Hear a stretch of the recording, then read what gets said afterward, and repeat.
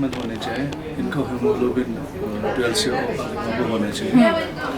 और मीन्स ये actually means हम ब्लड डोनेट कर सकते हैं 12 टाइम्स पर ईयर, तो मीन्स आफ्टर 56 डेज हम दे सकते हैं ब्लड डोनेशन।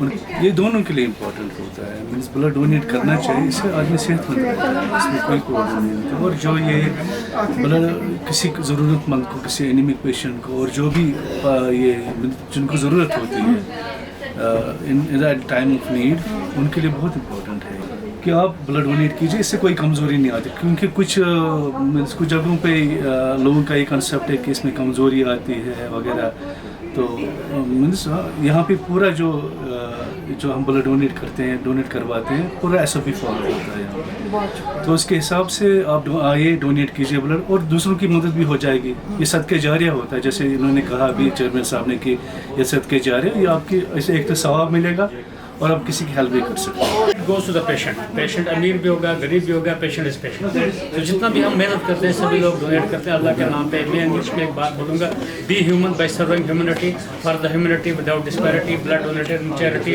मल्टीप्लाइज इन एटर्निटी। इसका सिला अल्लाह ताला देता है लोगों को जो शौक से ब्लड डोनेट करना चाहिए, क्योंकि वही लोग डोनेट कर सकते हैं जो फिट होंगे। क्योंकि अब तो आर्गन एरा का आर्गन डोनेशन कह रहा है, जैसे लोग आइस डोनेट करते हैं, किडनी ट्रांसप्लांट होता है। ब्लड डोनेशन तो मामूली बात है, साल में 4 ब्लड डोनेट कर सकते हैं। So, final benefit goes to the patient. We are everybody is for patient's care.